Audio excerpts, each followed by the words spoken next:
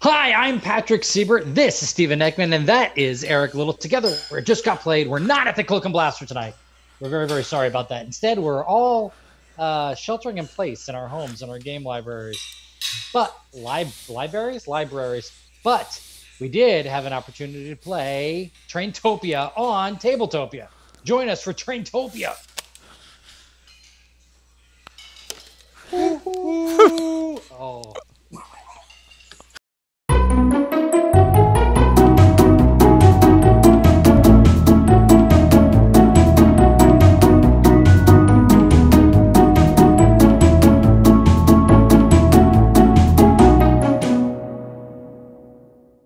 Stephen, would you be so kind to tell us a little bit about how to play Traintopia? Sure. This is Traintopia from Board and Dice. I'm just going to give you a quick overview of the game. This is by no means a rules tutorial, so I'm just going to point out a few things and give you kind of an idea of how it's played. So every round, and there are 9 rounds, you're going to turn over one of these cards, and it's going to tell you how many resources are available for people to draft that round.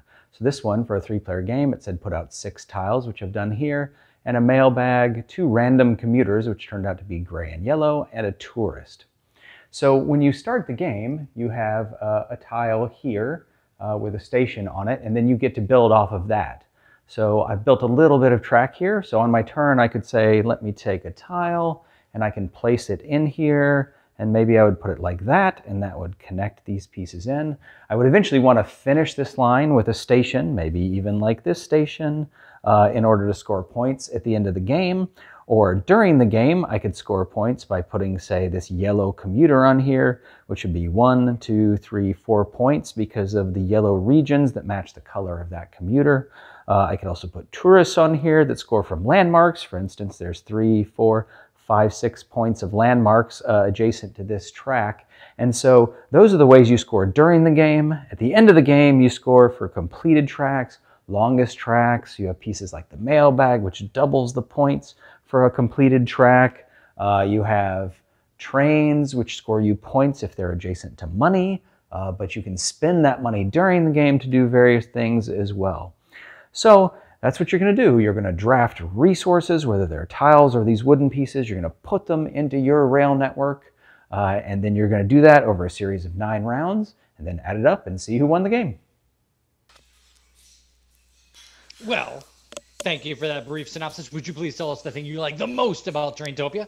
Yeah, I mean, the thing that I like most about it is that it's a tile laying game, right? So years ago when I was in college, and then after that I was working in the video game industry, it was really focused on video games, and it was a tile laying game, Carcassonne, that actually got me back into the modern board gaming hobby. So I have a soft spot for tile laying games, and I think this is a pretty good implementation of one, building my tracks using those tiles.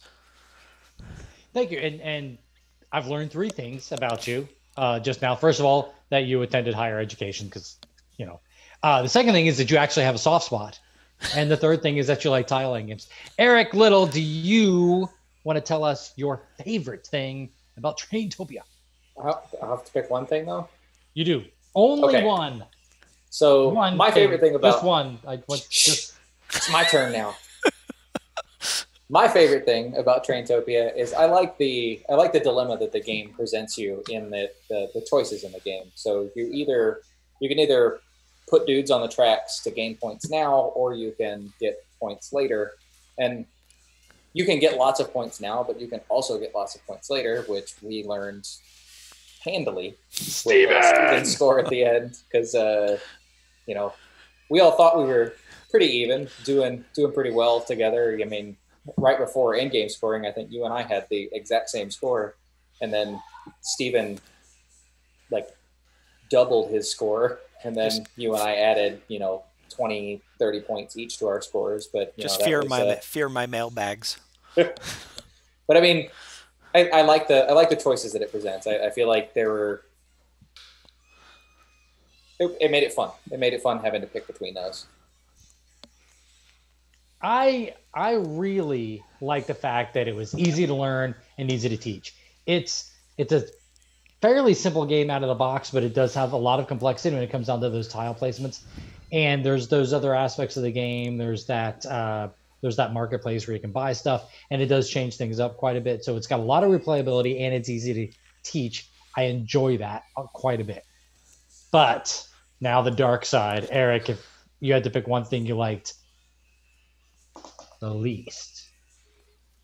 One thing I like the least. Oh, we're getting close to the camera now. Wish I could bring my light and make it all spooky.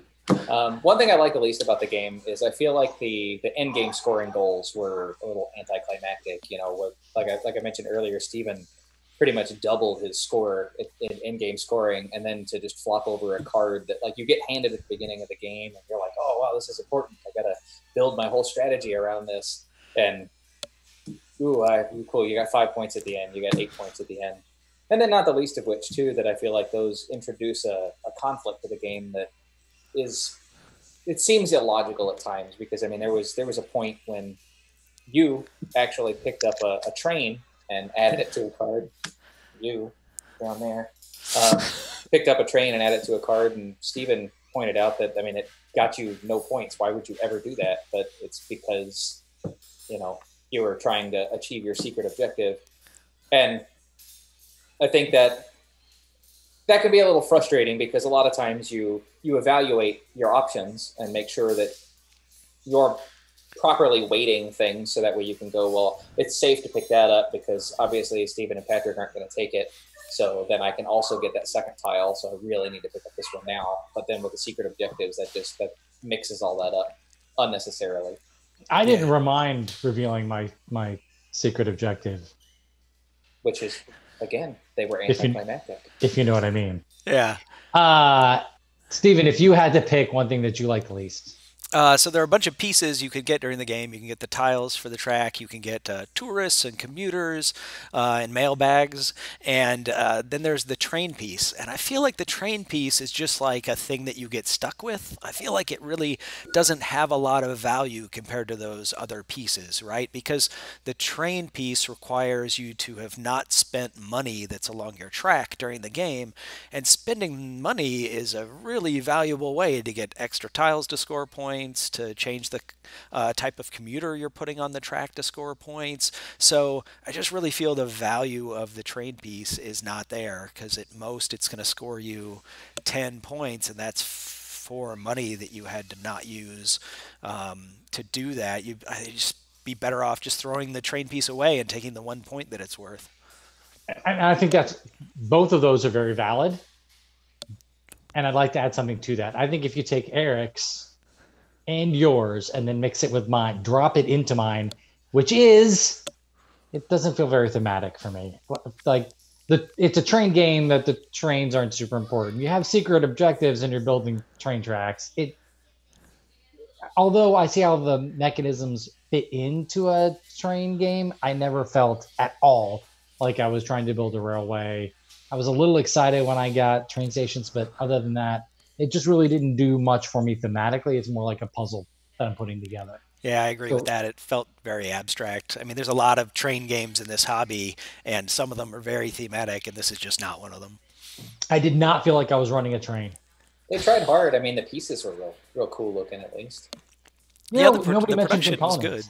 Yeah, I mean, I thought the production was good. It didn't wow me, but it didn't get in the way either. I mean, you guys played the game on Tabletopia, so you don't have quite as much of the sense as I do of the physical components. But it's a good production. There's a nice insert and everything in the box. A large array of meeples. Yeah, I mean, like there's a bunch of different meeples. Anyway, I would like to say thank you to Steven and to Eric, and thank you to all of you for watching us virtually watching us virtually. That makes sense. Just got played. Well, I mean, if somebody Venn diagram that sentence for me and figure it out exactly what I just said. But thank you very much for watching Traintopia that we played on Tabletopia all together on Just Got Played. Utopia. I miss the Cloak and Blast. It's a utopia. I do too. I've got some of their mead here. I should go drink that. Yes, you should. That's a good idea. You should drink it on camera so we can drink it on camera. Oh yeah. Man, I don't know. I feel like that should be behind a paywall. Like a Viking. I'm gonna stick a quarter in. Go on, Steven, drink.